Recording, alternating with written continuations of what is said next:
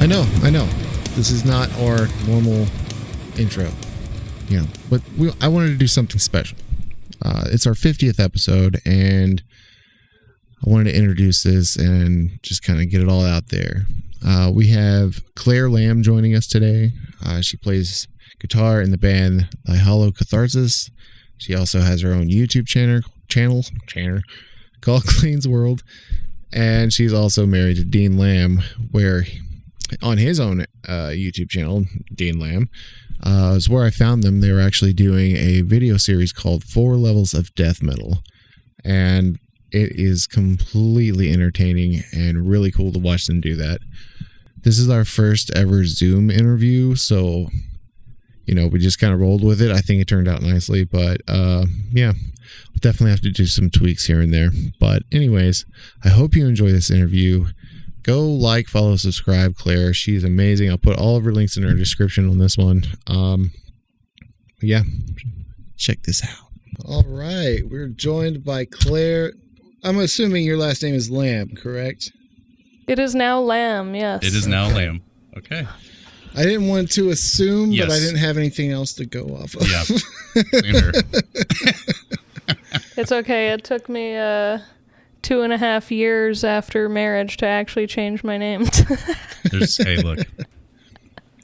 Was it just like laziness, or was it like you were kind of fighting with whether or not you wanted to take the last name? You're like, I don't know if I want his name. No, it was a laziness thing would be something I would do. Yeah, be like, too. I'll do it later. Pure laziness. That was it. Because before I had a double last name, it was really long. People never knew how to spell it, and I don't have a middle name, so people would think one of my last names is my middle name. It was all like always a mess. So it was something I wanted to do, and where I changed my name is literally down the hill from my apartment. Oh, and nice. I was like. Sweet. Just takes me a while to do things, I guess. Hey, that's all we all are. Yeah. Man, I'd really like to kind of dig into how you started getting into music. Like, I'm assuming that it might have been from a younger age, considering you've kind of, put your path on music. Oh, yeah. I started taking classical piano lessons when I was 8. I was super into classical music, and I was obsessed with Mozart, and Mozart's this child prodigy, and I was super lonely nerd, and so I asked my parents for piano lessons so I could feel like Mozart bullshit. I would blindfold myself and practice cross or practice backwards, and I learned the Star Wars thing with my toes. It was all Jeez. That's awesome. That is amazing. Yeah, so piano was first, and then in junior high, or late elementary school, I started getting into metal, and then just realizing that I love all facets of metal. I love the vocals and the drums and everything, but there would just be guitar solos or sections that I'm I want to do that. I want to do exactly that. Right. The vocals too, which hopefully one day I'll be able to do that. But the guitar, I was really started fixating on that. So I started kind of practicing as a teenager, but I was a pretty big shithead as a teenager. So I didn't start taking music seriously until I moved here for classical guitar school when I was 20. And then I got my diploma, and then I started teaching, and then the pandemic stopped me from teaching, and then I switched to YouTube and Twitch, and I've been playing in bands and stuff, and I guess that was a super fast last 20 years of my life, I guess. That's pretty awesome, though. I mean, first off, the whole classical thing, I can see why it would be easy to get attracted to that. But also, though, at the same time, you're kind of you were probably ridiculed it in some way or another from your peers, I'm assuming, from a young age, right? When I lived in elementary school, I lived in these really small towns in rural Alberta. One is called High River, and the other one's called Okotoks.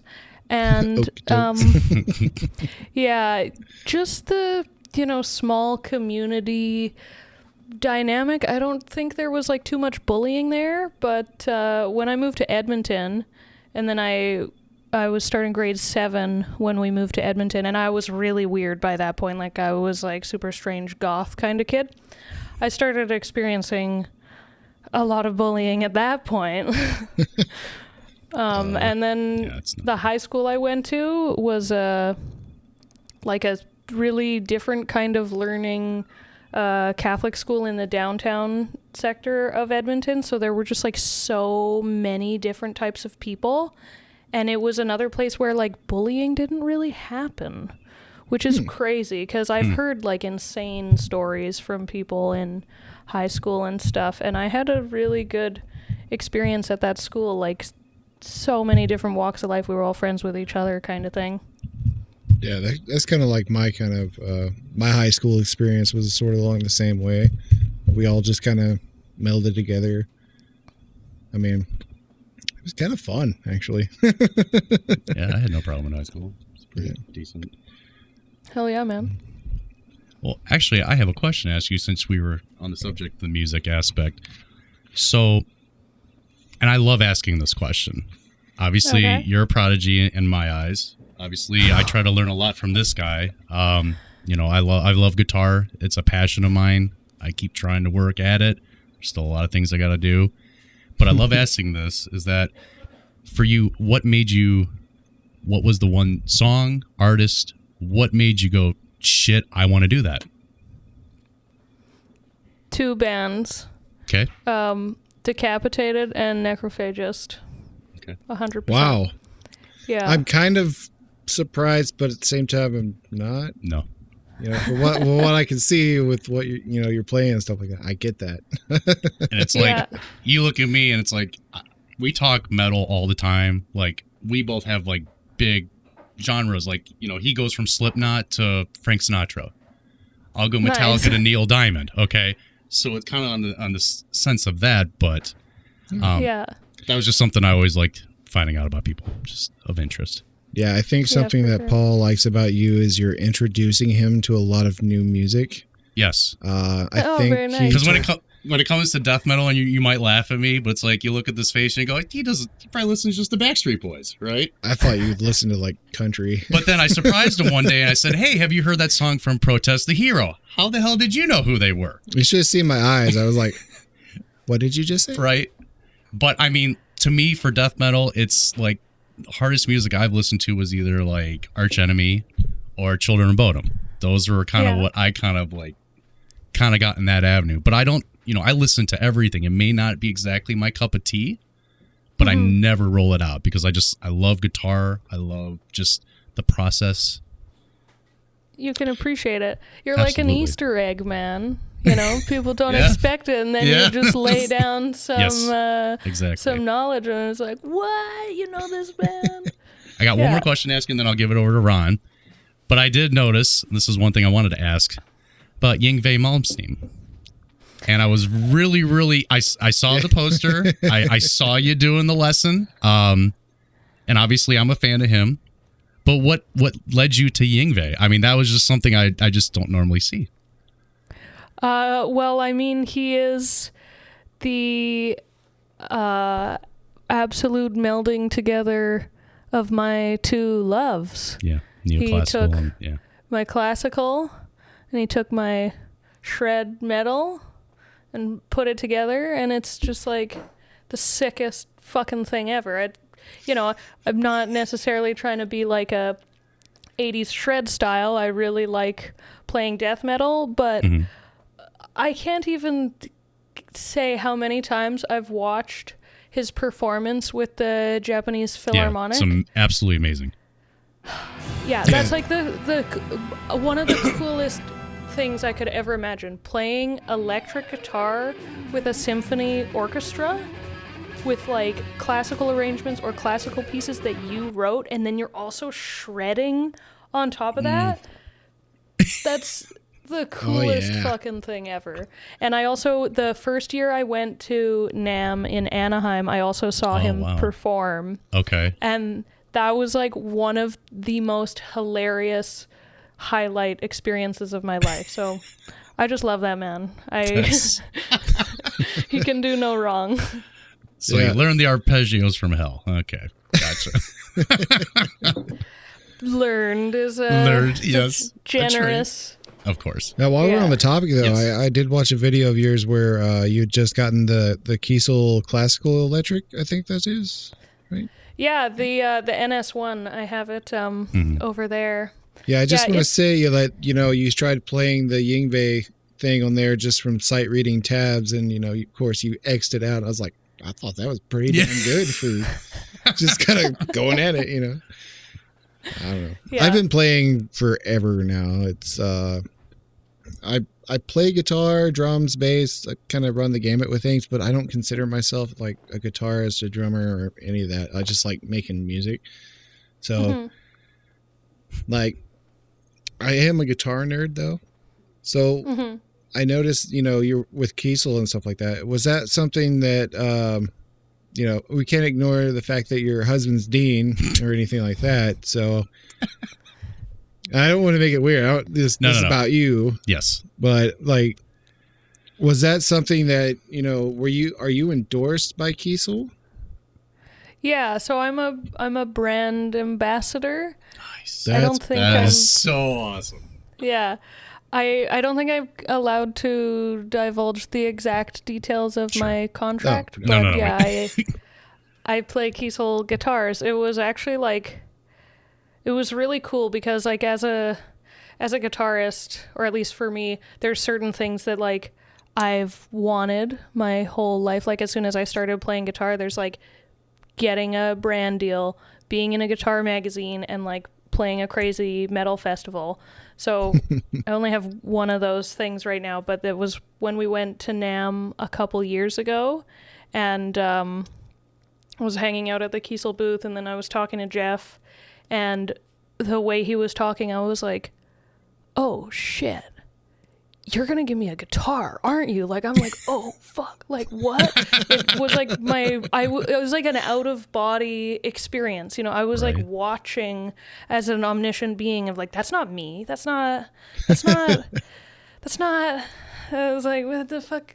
This is crazy. And yeah, it was like for sure one of the sickest days of my life. That's and awesome. I took my reanimator home from that, and yeah, I was like high off it. Like no drugs can compare to that. I was so stoked because it's like somebody who like you really respect and look up to and you love what they do is like, I respect and love what you do. And I have faith in you as an artist, and I appreciate what you do, and I recognize that you're beneficial for my business. So it's like just absolute flattery, at the end of the day. It's very touching. Very touching. I used to daydream about going to NAMM back in the day, It was just like, oh, that would be so cool. I was in a band that we were supposed to go, and then I left that band, and then they went without me. Oh, no. That sucks, dude. It must be an incredible experience. I mean, just watching like the YouTube channels and stuff that will constantly cover everything there. I mean, you just randomly bump into people that are like, legends. Yeah. Did you run into anybody like that? Well, I saw Paul Gilbert there last time, which was so amazing. Fucking awesome. Yeah. I got a picture with him. Yeah. Good for you. He's very tall. I didn't realize how tall. But yeah, he's really cool, really nice guy. Ola Englund was there last year, and then your boy. He turned me on to Ola. Like that was interesting. Yeah. He's a cool dude. Yeah, he's a cool dude. He's super funny. His guitars are awesome. And then Per Nilsson has been there every year that I've gone, and he always does just like a guitar performance at whatever booth. Like he did Strandberg one year, and then he did Solar Guitars the last year that I went, and his performances are so fucking awesome. The last one, the most recent one, we're all standing at the solar booth, like waiting for him to roll up. It's 10 minutes past his performance time. So we're thinking, okay, is he going to bail or something? He strolls in like hungover, maybe still drunk, like looking kind of like a wreck, sort of stumbles in, has a bottle of water, like is really trying to just get back on a plane of regular existence, grabs a guitar, like, I don't even know if he's played guitar at all yet today, and he's like, scale, scale, give me a scale. And he just has people call out a scale or a mode, and then he's like, tonic. So he also gets the specific root note of that scale, and then just improvise in that scale. Like, amazing fucking improv. It's so sick, and that's such like a bygone classical tradition of improvising really, really well. I just like floored and super inspired to see people that can do that. Oh yeah, that was a lot of something I'd emphasize on was improvising and things, because usually how I did it joining bands and stuff when I was younger, you know, it was all about what you had to bring to the table, you know. So you know, of course, you just start jamming, and you really gotta be on your toes with stuff. Yeah. But yeah, I'll have to school Paul on Pierre, definitely. Yes. He doesn't know who he is. No, I don't. I got a couple out of there. No, trust me, I'll show you some stuff. It'll help your lead stuff way. Yeah. So just as a side note, we're both really big Metallica fans. I'm probably a bigger one than him, but we decided because of the Black Album, like, you know, we had talked for a long time just to kind of maybe do a cover together. So we were going to do Wherever I May Roam. And I had an education on it because we recorded it all in one day. And I was a little bit of a sloppy player, and I had to get my chops in order. I was kind of embarrassed, actually, because I know how to play the song, but it's like I kept looking over and I'm like, I got this, and I keep messing it up. To put in some context here, he's been playing for as long as I have. On and off for 20 years, and I'm still a like freaking intermediate. A huge gap between each other. Yeah. But it was his first time ever recording anything. Like, he's never other than my Tascam 4-track.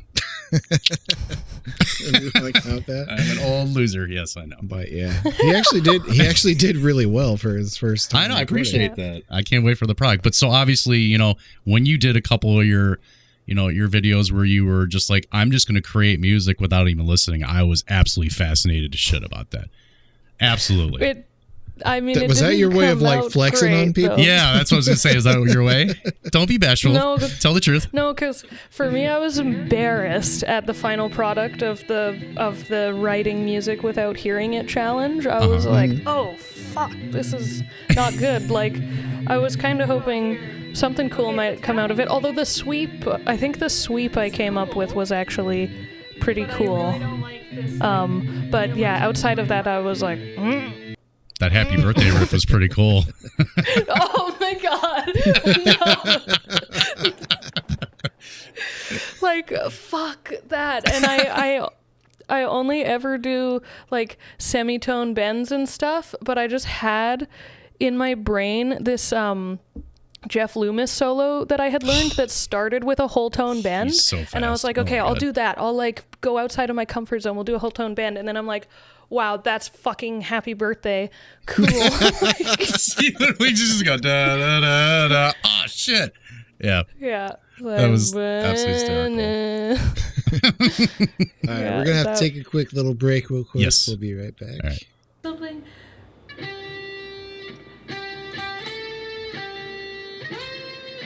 It's literally Happy Birthday. Happy Birthday.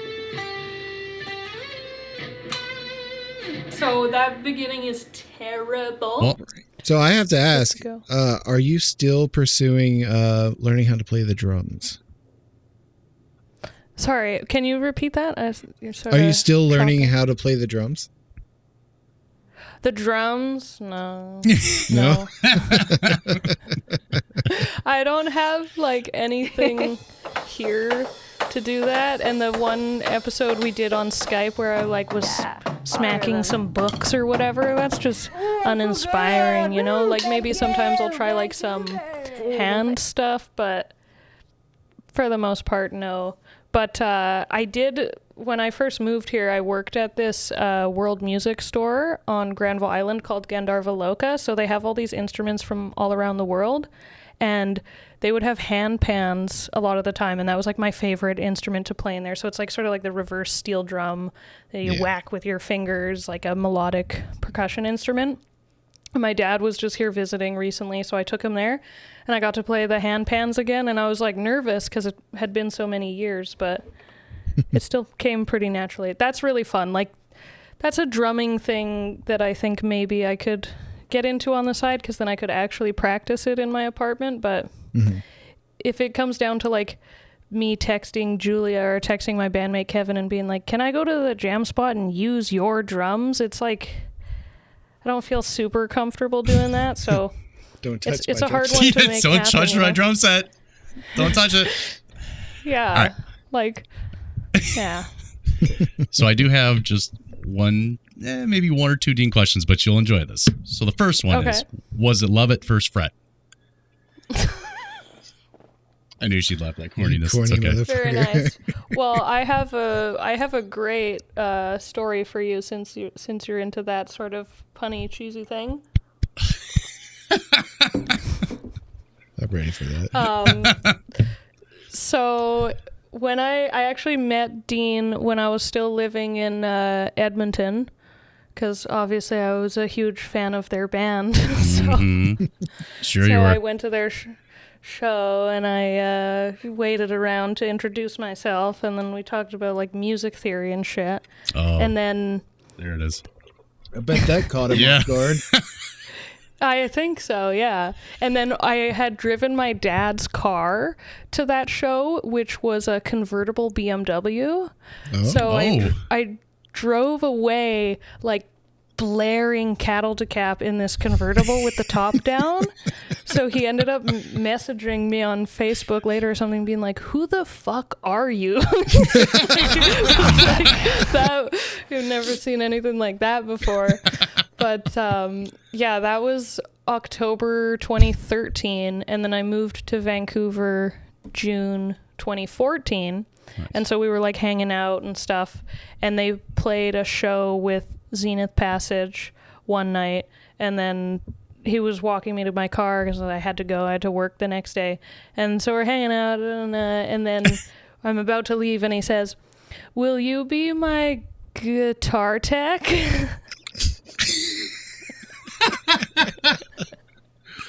That's awesome. Yeah, be a guitar tech.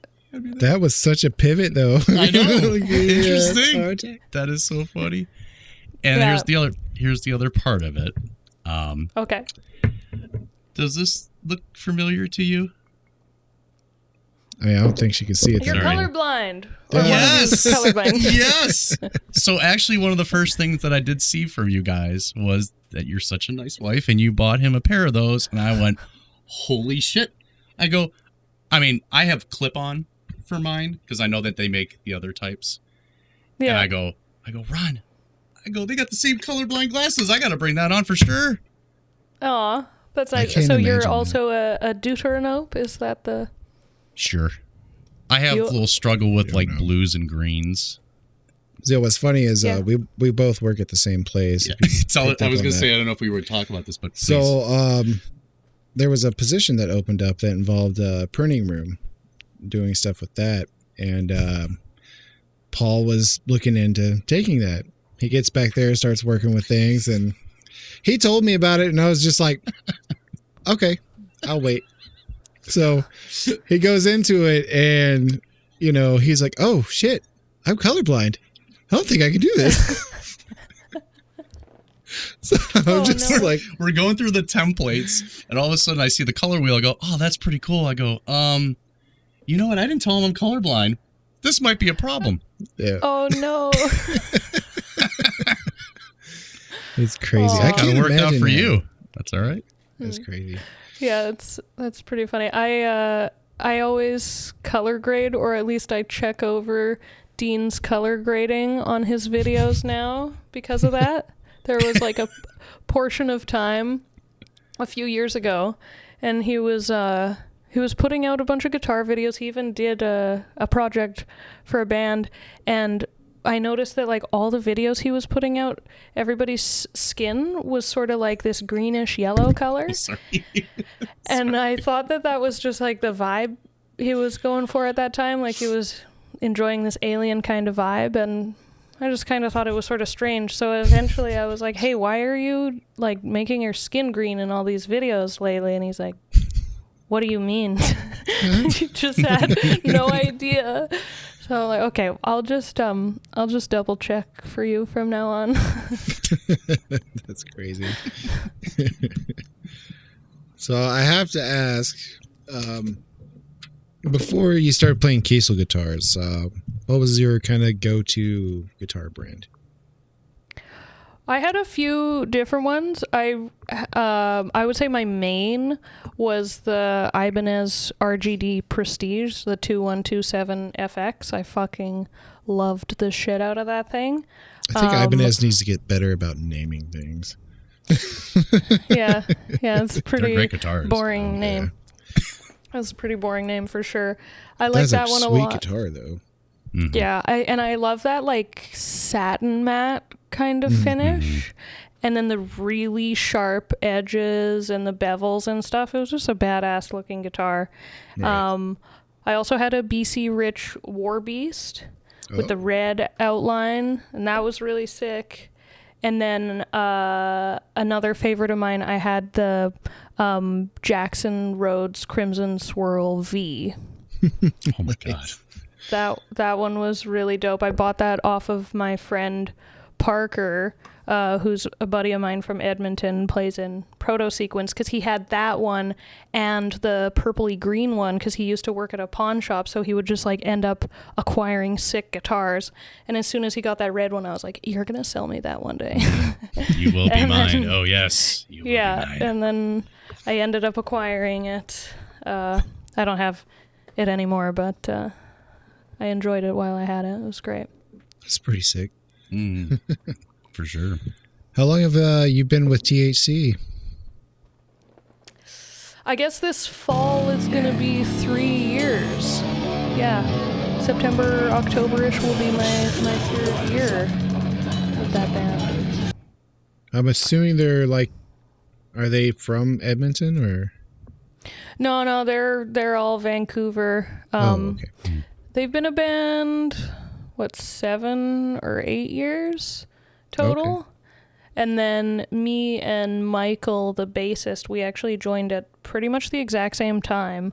They also needed a bassist, and it was even like, as I was joining, I was maybe just going to temporarily be a bassist while they were looking for an actual bassist, and then I would transition to second guitar, and then it just so happened that Michael actually was down to join at that time, and he's sick. He's fucking amazing and does backup vocals, crazy good bassist and shit. So I was like, that's way better anyways. I'm no bassist. It all just works out. Exactly.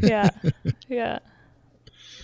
So it's funny, I kind of want to bring up for our viewers and whatnot of how this interview kind of started.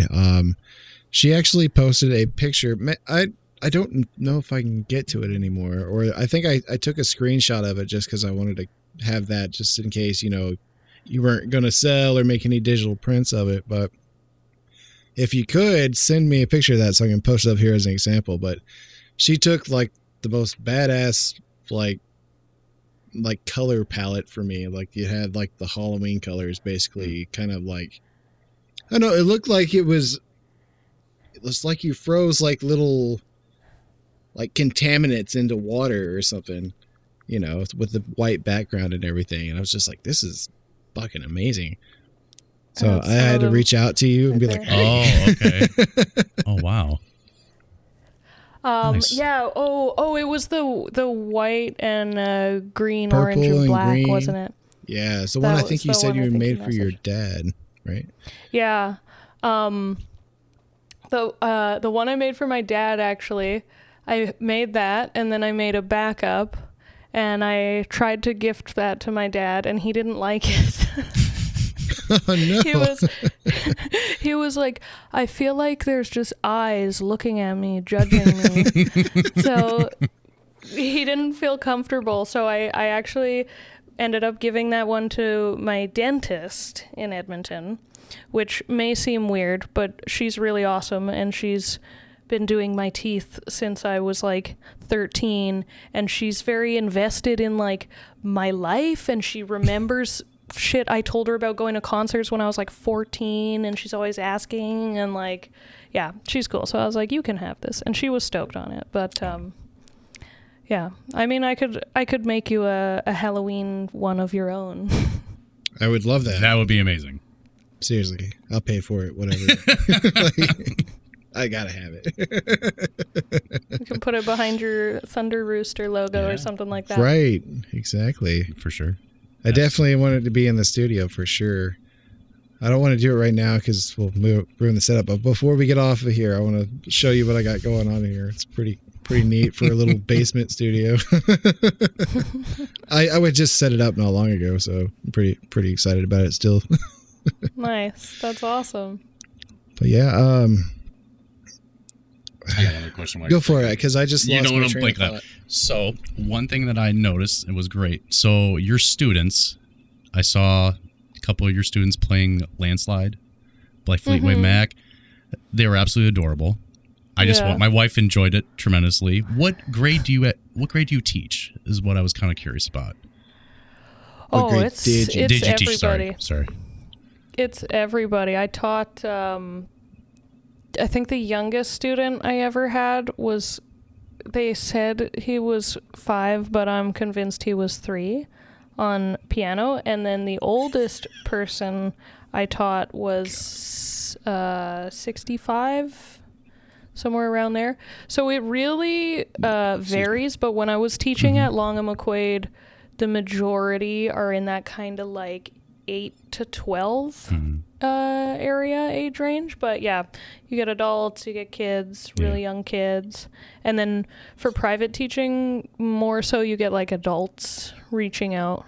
Sure. It was absolutely it was amazing. It was just, the kids looked like they really had a great time, and I mean, looked like you're a really good teacher. I mean, they looked great what they were doing. Thank you. So Thank you. Yeah, of course. She warms my heart. She's amazing. We used to have those recitals at Long and McQuaid, and first of all, I never made recitals mandatory because as a kid I had to do recitals. It was mandatory and I fucking hated it. It was terrifying. I despised it. So I never wanted to do that to students, so I would make it optional, and then also if they wanted to do it but were still nervous, I could also like play along with them. So I would either do an accompaniment on piano, or if it was guitar, I would just play the exact same thing. And Bridget, the older of the two siblings in that video, she was gonna do Blackbird and sing it at the same really time. Good. Nice. So amazing. And I'm like, so do you want me to play along? And she's like, no, I got this. I got this. She wants to go first. Like, she's just, she's so awesome. And I had another student, her name was Zoe, and I had started teaching her in September. I don't remember like what September it was. And she had never played any instruments before. And we started doing guitar lessons. And so from September to that June, she ended up playing and singing at the same time Dust in the Wind at her school talent show in front of over 600 kids. Wow. And she was 10. I was like, that's sick. Awesome. That's awesome. Yes. You're so awesome. God, I would have enjoyed that moment. That would have been amazing. You my boy, Blue. You my boy, Blue. Sorry, we're old farts. So with our show, we talk a lot about conspiracies and paranormal stuff. Do you have any experiences with the paranormal? I have some weird things. Oh, here I go. Yeah. I have some questionable questionable things that like, and some of them I think now I can like sort of rationally explain, but you know, you never know. It's kind of whatever, but I have one that I think is so funny, and I do think this one has a rational explanation, but I love to tell it anyways. So when I was in high school, I had the LaVeyan Satanic Bible, and I mean, like, I was just interested in that stuff, and I also, like, when I was younger, I really, like, if paranormal shit exists, I want to make it happen. So I would like just like chant all the different names of Satan and like, come on, let's see what's going on, like, come hang out, whatever. You are so braver than Paul. Yeah. If I look at a Ouija board, I run the other way. He's not kidding. I've spent many a night with a Ouija board and like all that shit. So eventually my mom found out that I had this satanic Bible. She flipped out, took it from me. She was too scared to like burn it or throw it away, so she hid it somewhere for like months, and I had no idea where it was. And then so one night we're like talking about it, and my sister was doing laundry at the same time, so all her clothes are in the dryer, and from the garage it went into the mudroom where the washer and dryer was, and then into the rest of the house. So it turns out she had been hiding the Bible in the garage. And so I finally convince her, like, go get it for me. I want it back. So she tells me where it is. So I go in the garage and I get the book, and I shit you not, as I walked past the dryer, like bringing the Bible back into the house, the dryer busted open and all my sister's clothes ejected out of it. And my mom like freaked the fuck out. She's like, no, that's not happening. She took it back, she threw it somewhere, like it was not allowed in the house. But so the scientific rational explanation is that my sister overstuffed the dryer, and it just so happened that at the exact same moment I walked by it, all her clothes were fully dry and therefore too big for the dryer. But the timing is perfect, I must say. Right. That is awesome. That is awesome. Huge coincidence, that's for sure. Yeah. Oh, it was pretty great. Yeah, I have plenty more if you want. Oh, for sure. No, I just want to throw in the little comment there. It's like, I don't know if you pursued that any further or not, but I couldn't imagine, I can imagine like that happening and be like, it exists. I must study further. Yeah, I'm sure that piqued my interest a bit. I was like, yo, that's fucking awesome. Yeah, what? Right. Like just something going down. But yeah, so my bedroom was also above the garage, and so that's where I would spend a lot of time, like the Ouija board, the Satanic Bible, trying to make shit happen, see if I could get stuff going on. And there were some like weird experiences. I had like some really fucked up hypnagogic sleep happen, and sleep paralysis also to my ex. So there was a time we were there, and both of us experienced this. I had like a space heater in there that is like full of liquid, so you can hear it if it's moving. And so we're sleeping in there, and I can hear the button keep going like on and off, like click on and off, and then like I can hear the water sloshing around, and the DVD player and PS3, it was like beep, it turned on, and then the TV was like turning on and off, and I also had like a stereo on my headboard, and then I had a mirror directly across so I could also see if that came on, like, so the electronics were just fucking around. And that same night later on, once I was asleep, my ex experienced like really terrifying sleep paralysis, where there was like a black figure there choking him and he couldn't breathe, and he was trying to like wake me up beside and couldn't, like I didn't wake up. And I had like really creepy sleep paralysis and, like I said, hypnagogic sleep in that room too, like some really terrifying ones. What is hypnagogic mean? Hypnagogic sleep. So it's like, it's a type of sleep paralysis where your dream is still occurring in the real environment as well. Gotcha. So there was, like what happened to me, I had stayed home sick from school, and I was laying on my bed and my door was closed, and I could hear the rest of my family come home. Like my dad has a really distinct walk because he has a limp. My mom wears high heels, and my sister just like walks pretty loud and fast. So I could like hear all of them walking around downstairs and like yelling at each other and fucking pots and pans clanging. I'm like, what the hell? Everybody just came home for a lunch break to scream at each other. Like, this is super weird. But I just stayed up there, and then the stereo turned on. I saw the red light go on, and it went to the radio, which I never listened to. And so it's like people talking, and then it started to go like all like weird backwards shit like that. Yeah. And then like as that's happening, like things just get kind of like blurrier and weirder. And then I had this like TY of a TY stuffed animal of a black cat, and it was on my chest, which is like one of the things they say with sleep paralysis. You often like your chest is being crushed. Mm-hmm. So the cat was on my chest, but had real like human eyes, not the TY eyes.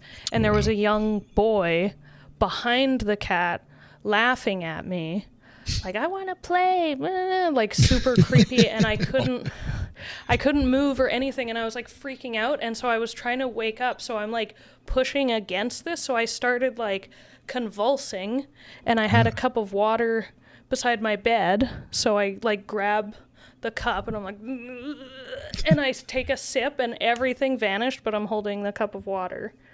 So that apparently is hypnagogic sleep. Now, were you aware that this was going on as like the scientific explanation for it, or were you losing your fucking mind at this point? I was terrified. I didn't know about that. Like at that time, I had to do some research to be like, what the fuck just happened? That was super scary. And I called all my family members too, because I was like, why did you come back at lunchtime? And it's like nobody had come home. Like everyone was still at work and stuff. So yeah, I chalked it up to hypnagogic sleep. However, really fucking creepy, weird. One of my really close friends who dated my sister for a while was over one night, like some months after that had happened, and I'd never told him about that experience. And he was like really, really drunk, and they were having a fight, like an argument, sort of yelling at each other. And he goes, I'm not gonna talk about this when this little kid is here. Because he was yelling at my sister and saw a little boy and was like, I can't have this kind of conversation in front of this little kid. I was like, I never told you that. Right. That's crazy. I saw this little kid. So that was a bit weird. Yeah. Wow. I've had sleep paralysis several times.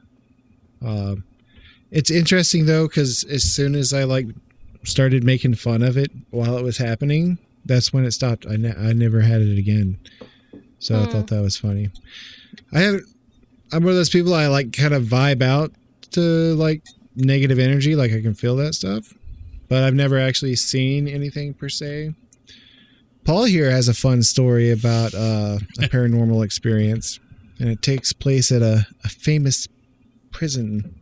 You've seen the movie Shawshank Redemption, right? Of course, yeah. Of course. So I'll just keep the real condensed version of the story, obviously, because no one wants to hear it anymore. So in the prison that we're shot in, it's a prison outside of like Columbus, Ohio, from where we are, and obviously there's been a lot of paranormal types of activity that have gone on in this prison for a long time. I went with my brother and a couple of friends from college when we went in college, and they had tours. They actually have like big concert series at this place. It's called Incarceration. It's going to be Mudvayne's first show back this year. Oh shit! Okay. So there's like Slipknot, like they have a bunch of shows for that. But anyway, so at the prison, they do tours. They do it year round, especially around Halloween. So anyway, so I went with, some of my friends and they had chaperones, and they said, you can go ahead and peruse around through the prison. And I was the last one in our group, and right around one of the lower prison cells, I've never had a paranormal experience, and then all of a sudden, like around one of the bends, I got like this real cold sensation on my neck, and it freaked me out. I didn't know really anything to do about it. I was just like, maybe just somebody's playing a trick on me or something. I don't know. Then probably about another 5-10 minutes later, as I'm just kind of going through, one of the corners of the cell, something grabs me and pulls me down, and it ripped the bottom part of my jeans, and I ran out crying because I was so fucking scared. And here's the great thing about it is we're taking him back there to that same spot for an episode. Holy shit. That is freaky, man. So other than that, it's like I really became interested in that subject matter, and there have been, things over the years that have happened, nothing like super crazy other than that, but I do firmly believe that there is a life after that. There is something. Like there's good energy and there's bad energy. I mean, it all depends. It's got to go somewhere. Yeah. Yeah. Somewhere. Yeah, that's freaky. So I was a firm believer after that. Yeah, and he wants to bring me back sure. there so he can scare the shit out of me again. So yeah. Scare the shit out of you. Yeah. I got some catching up to do with him because he tried to kill me when I took him to the gun range for his first time. This is some payback for you. Right. Maybe a little bit. Just yeah. That much. Yeah. Just a little bit. Absolutely. Yeah. Yeah. Yeah. That's terrifying, dude. So what's up with your YouTube channel? Are you just focusing more on like what you and Dean are doing together, or you just kind of taking a break from your own? I got really bad tendinitis, actually. Oh, no. Yeah, starting like sort of in the new... Well, it was happening over a long time, and I was just like ignoring it. And then in the new year, it just got to a point where like I really had no choice but to ignore it anymore. So yeah, I haven't like streamed or put out a YouTube video of my own since March. And I started treatment with a really good physiotherapist here in April.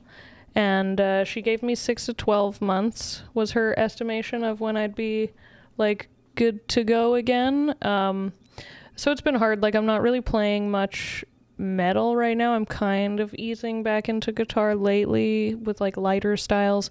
Even piano is a bit hard, and video editing is like super rough. So I'm not sure. Shit. I love doing YouTube, but I don't think I'll be able to potentially like ever return to a weekly upload scenario. I'll probably have to just like put out videos when I can, because I sort of have been trying to like edit with my left arm as well, but it's a really frustrating thing when you work like twice as slow as normal. So then you just end up like, okay, I'll just do this quickly with my right arm, and then you sort of go off on a tangent and you keep working with your right arm, and then you fuck yourself up and you're out of commission for days afterwards. So yeah, just kind of like trying to find that balance and like figure out how I can continue in the future. So yeah, right now just like, and I went totally MIA, and I keep thinking like I should really put up a video kind of explaining like what happened, because it's sort of just like a big question mark on my channel and people ask me, but yeah, maybe I'll address it more publicly, but just haven't like felt the timing hasn't been right for that, you know. Gotcha. Yeah, that would definitely be taxing for sure with all that. You know, I'd do all the same things, and yeah, that would be a huge pain in the ass. Yeah. See, I have to point out a blonde moment I just had, though, as I thought you said you had tinnitus. I was like, because to me, that's like the worst thing a musician could get. Yeah. Yeah, So, yeah, my bad. that would also be terrible. And as we've seen, I can't write music if I'm deaf, so I can't. You did do horribly. Just to say. Yeah. So I have to ask, does that have anything to do with like this is gonna sound off like I'm trying to pick on you or anything like that, because I'm not. Your picking technique is so weird to me. I don't know what it is. It just looks funny. Like, does that affect your picking at all, or is that kind of just the way you kind of took off with learning?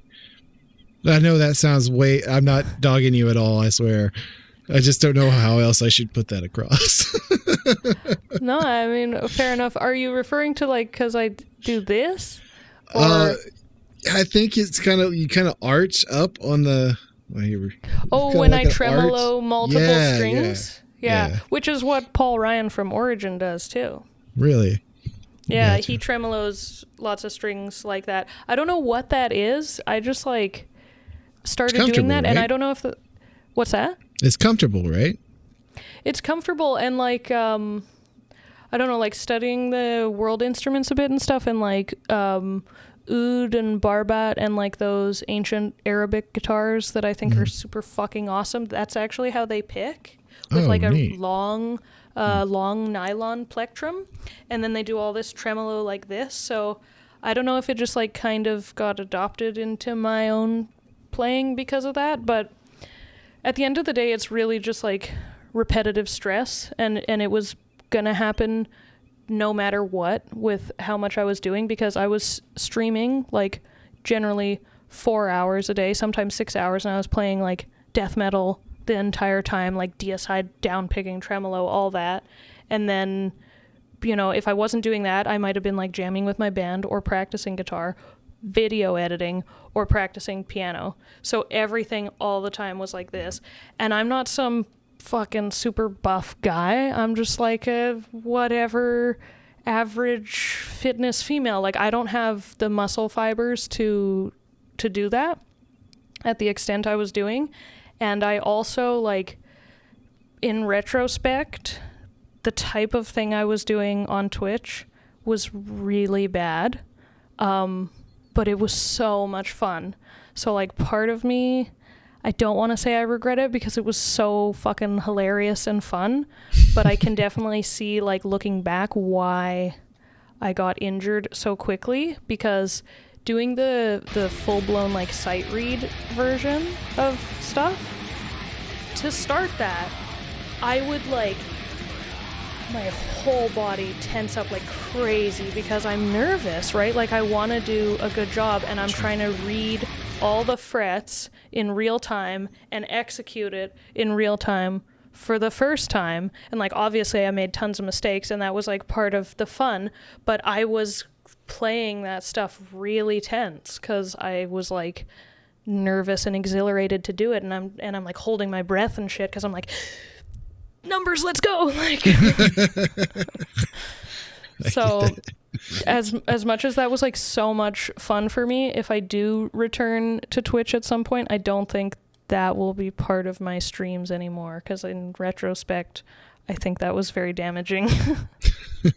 It's a very in the moment thing. It would kind of equivalent to, like, you know, somebody having like a little private show or something, because I don't know, it might be because like I'm old, I have a kid and stuff, and I try not to stay up too late because I get up at 4 a.m. to edit video, but I haven't been able to make it through a whole stream of yours yet, and it saddens me. It makes me feel old. It's like, come on, you can do this. It's okay. Yeah. They're long streams. Like, I was going for a while, and that's the thing. Like, it was just so much fun. And while I was streaming, I was starting to get like lots of pain, and I would be like, okay, I should only play like 1 or 2 more songs. And I would just have so much fun that I would just like ignore it, keep playing it. Sometimes I was like getting stoned during my streams, or like drinking beer because it was help masking the pain. Mm-hmm. So I was like pushing through it. And I mean, like, even when I was in music school, I had a fucking gnarly ass hand injury in that same arm that I had to deal with. And a few years back, I was actually treating tennis elbow. So these are just like things that were building for a super long time that I was just like ignoring. Thought that I could just keep repressing. And then it just got to a point where it's like, no, you're done, man. My body just shut down. It's like, you have to fix this because you just can't anymore. Yeah. Hopefully, you know, you can make some strides with building it back up and everything. And just got to take it one day at a time. I mean, of course, that's, you know, that's something obviously no one wants to ever deal with, and especially because that's what you love to do. And yeah. You got to keep being the awesome unicorn you are. And keep going, you know? You could do a little cooking on the side. I mean, have Anna cook everything, right? Yeah. Those Eaten with Anna series was so much fun. I loved doing that. It's always nice for me when people are like, I love that show, because I often just see it as kind of like this side thing, and people know me for playing guitar and stuff, and so when people are like, no, I watched every episode, I was like, what? It's fucking sick, because those were really fun for me, and those were like the first, I don't want to say like legit video projects I did, because they weren't all that legit, but it was like the first, like, I don't know, series and like a lot of editing that I had ever done. So I learned so much about filming and video editing in that process that was like really relatable and applicable skills to like all the rest of the videos I've done, and whether it's for myself or bands and shit. Like, I learned a lot. I would hope to do another thing like that in the future, because it was super fun. Yeah, that'd be cool. Yeah. Yeah, you definitely have a pretty cool personality, so I think you would definitely... Oh, thanks, man. I mean, obviously you're shining pretty well with Dean and, you know, what you have done on your channel, so I think even if, you know, God forbid you can't play an instrument anymore, I think you'd still be able to do pretty well for yourself on that. Yeah. Yeah, I think, and yeah, like maybe I'm not going to be super crazy technical or whatever, but, you know, maybe this is finally my time to learn death metal vocals, since I've talked about it since I was like 14. So maybe it's finally time, 13 years in the making. Oh man, that's something I could do if I practiced, but at the end of the day, I'm just like, I'm never going to use this for anything. I gave it a shot. I just sounded like a cat getting choked. Oh, it was funny. When we were recording and everything, like we both have singing backgrounds, but it's been so long. Right. Like, you know, we both ended up doing like choir and stuff like that back in the day in like high school, and like I did do it it in college as well. Yeah, I just enjoyed it. Love music, and then we just gave it a shot. We tried to put vocals just on the cover we did for Metallica's "Wherever I May Roam." Yeah, and it was bad. I sounded like Jack Black was singing Metallica. I was like, although this might be cool, it doesn't sound we like paused it. and we had his wife come down. I was like, just be honest. We got anything? And she's like, oh, you're laughing. Shouldn't I tell you already? Yeah. Like, oh shit. Okay, it's no good. Scratch it. It's like, I knew it sounded like shit. Oh no. Yeah, I mean, that shit's hard. Just like any instrument, it takes so many years to hone, you know? Yeah, for sure. It's like, I don't know how Corey Taylor does it with that thick ass neck of his, I guess, is probably what keeps it going. Could be. Just the reason why I brought that up was just how guttural his yelling was back in the day. It's like, there's no way he does that now, because that was just murder somebody's throat. But there's always that technique of doing it where you're not hurting yourself.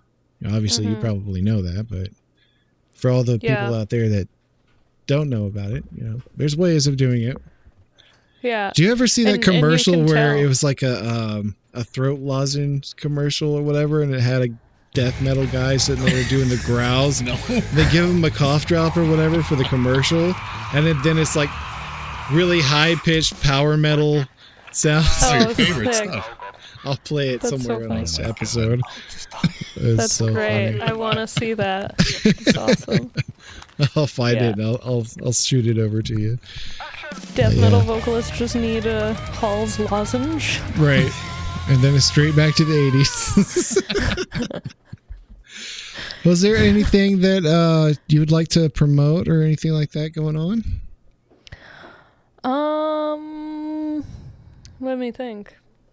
Well, aside from like what I've been doing with Dean, their album is coming out soon, Archspire's album, and the video they just released, Dean and I filmed together, and that was like a super fun project for me, so I'll shamelessly plug a little bit of myself. I'll ride the wave of their success. Heck yeah.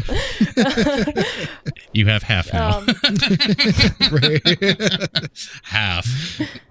Yeah. So yeah, check out that video if you haven't seen it, and I guess I'll also put out the feelers to anybody that's like in the film or video game industry. I'm going back to school in September for composition in that kind of stuff. So Wow. if there's anyone Congrats. that wants like death metal classical influenced musician to write for a video game or film, I'm learning. I'm your girl. And that's Yeah. really smart, though. I mean, Yeah. I think that's where a lot of the money is at nowadays for musician, is to try and get it on a video game or like a movie. I mean, that's, if you get that, that's like a good, like, I mean, depending on the movie, I mean, you could probably get like 10 grand off of just a single license right up front kind of thing. And, whenever the whole streaming platform and all the sharing and stuff came into play, it really kind of took the feet out from it. And then the pandemic on top of it, and you took out your touring stuff. So, Yeah. I mean, I think there's going to be a lot of bands and artists kind of pivot in that direction. I agree. Oh, for sure. I mean, like, look at how much more music-oriented Twitch became over COVID.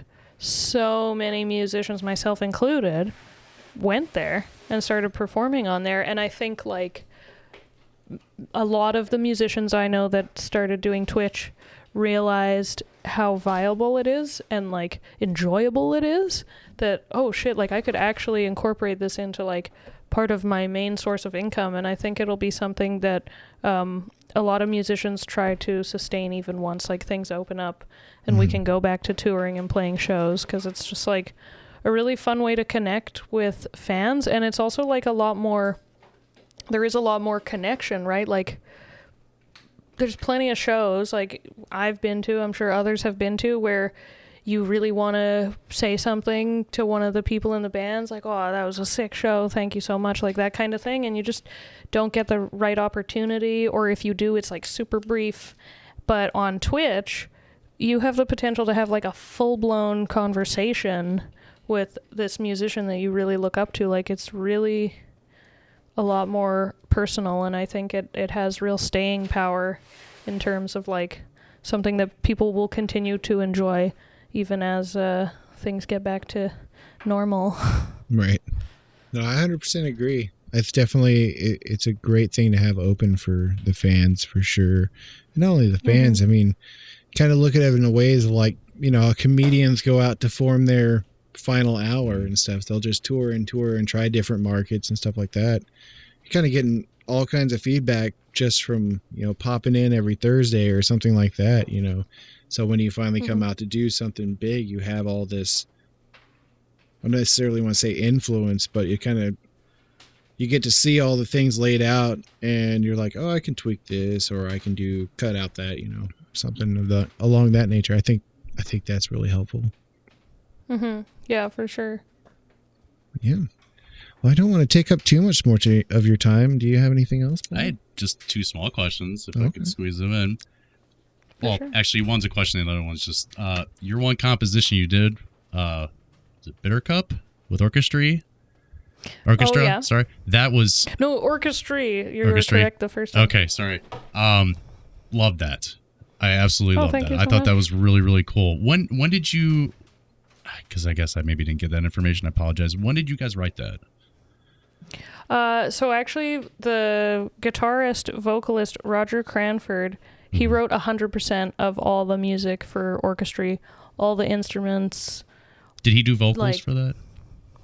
He was like the lead singer, and then we were all learning the vocal harmonies because like so many of the sections was supposed to have like chordal vocal layers. Sure.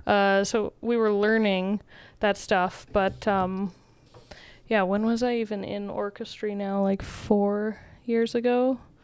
4 years ago to 3 years ago. Like I pretty much like quit orchestra and joined THC at like the exact same time, because the last show I played with orchestra was a Halloween show in Red Deer, and then I was joining THC in that same October. So Roger Cranford had been writing that music for a long time, and yeah, he's like phenomenal fucking musician, so many instruments, and his composition is amazing, his theory knowledge is amazing. He's been like writing some new stuff lately, and it sounds super cool. I'm like, dude, you better put that out, because that's so fucking dope. It was just it was just something really cool. It was just like a musical journey. Last question I have for you. Yeah. What made you want to do the Billie Eilish cover? And let me tell you, the pouty faces, I mean, I was just dying the whole time. Just dying. Absolutely dying. Well, like, I mean, some of her songs are good. Like I actually vibe with some of her songs, and she seems like a cool person, but really the main motivation is just like how many people have said I look like her. It's like constant. There's been the people on like YouTube, but there's like people on the street, like just all the time. You're getting it all. And like years ago, like even before I was on YouTube, I had friends like when Billie Eilish was first getting famous, and they're like, do you know who Billie Eilish is? She reminds me so much of you. Like it wasn't just her look, it was like how she laughs and how she acts and everything. They're like, that chick is you. It's super fucked up. So